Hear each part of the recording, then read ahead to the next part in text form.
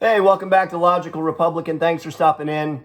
Welcome to Election Day 2024, November 5th, 2024. Today is the day. Tonight is the night. That was a song by Rod Stewart, Once Upon a Time, for you old people. Wow. So before I get into it, again, hit the like button if you like what you see and like what you hear. Hit the subscribe button. Hit the share button, hit the notify button, hit all the buttons. I don't know where to really begin on this other than just saying that today is kind of a big day.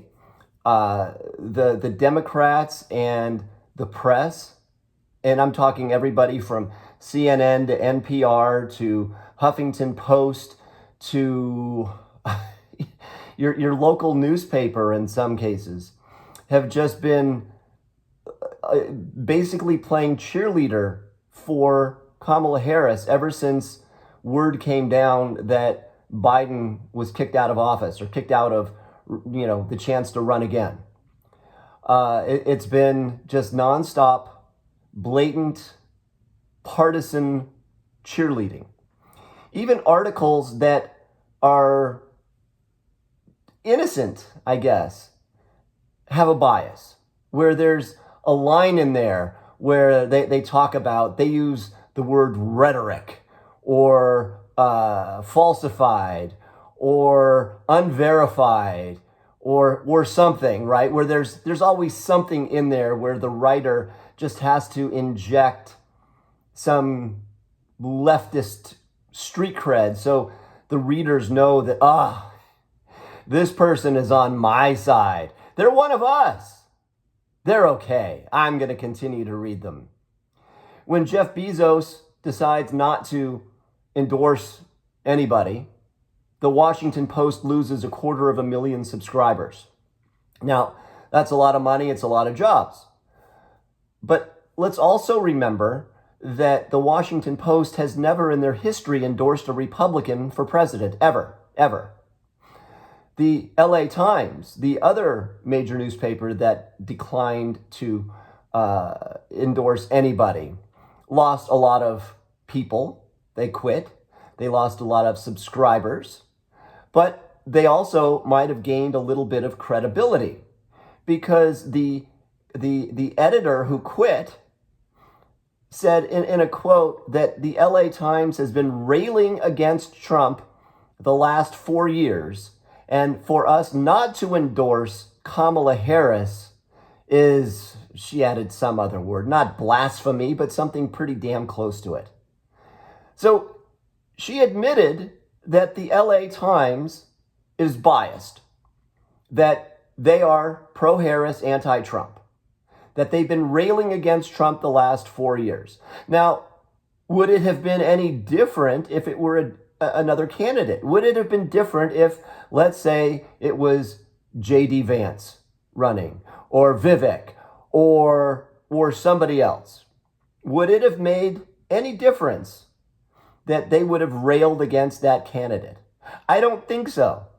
I really don't.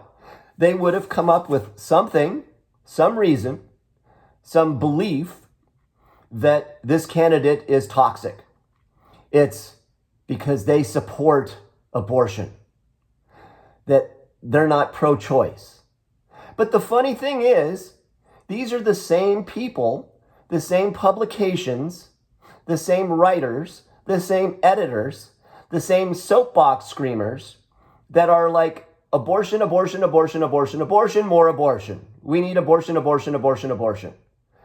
They are the same people that are okay with Leah Thomas getting dressed and undressed in the same locker room as the University of Penn women's swim team, swimming with the women on the women's swim team, basically obliterating Ivy League records, school records. But it's a dude. It's a fully functional male, dressed up as a girl because he feels like a girl, and therefore she is. But they're okay with that. Never mind the fact that Leah Thomas took the place of a biological female in the lineup. that a biological female is now not swimming or was not swimming in the meets or on the team because of Leah Thomas. But that's okay. The fact that San Jose State has a dude, there's actually a TikTok video of the San Jose State volleyball player actually saying in a TikTok video, "I have a dick." But it's okay. So never mind the fact that this person is now on the court playing volleyball, Division I for San Jose State, taking the place of a biological female that could be your daughter, your niece, your granddaughter, your cousin, your neighbor. Could be her. But as long as abortion is good, as long as we legalize abortion, who cares about our daughters and their sporting events?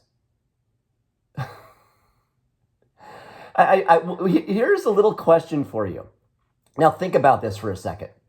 So the women's soccer team, Megan Rapinoe and her wife, Sue Bird, have been really big on this whole transgender thing. And of course, they themselves haven't been a part of any of the infiltration of the transgender people into their sport yet. And they quit, so now that they are retired, it won't happen to them. But I'm just wondering here, and this is a funny little question.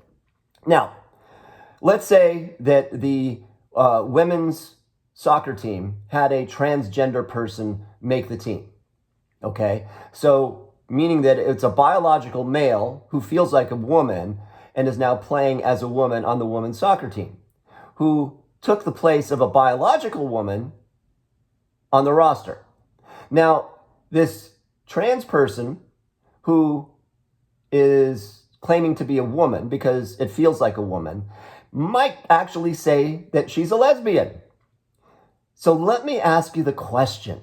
Would the lesbian on the soccer team, the biological lesbian, date the transgender lesbian who actually has a dick? Think about that for a second. Would they date the transgender lesbian that has a dick? And if they did, wouldn't that make them both straight? Food for thought. Okay, let's see who won. Close your windows, park in a safe place, avoid the craziness. There will be protests. Thanks for stopping in today. Like what you see, like what you hear. Hit the like button, hit the share button, hit the subscribe button, hit the notify button. Check out my blog at logicalrepublican.com, and we will see you tomorrow and talk about the damage around the country.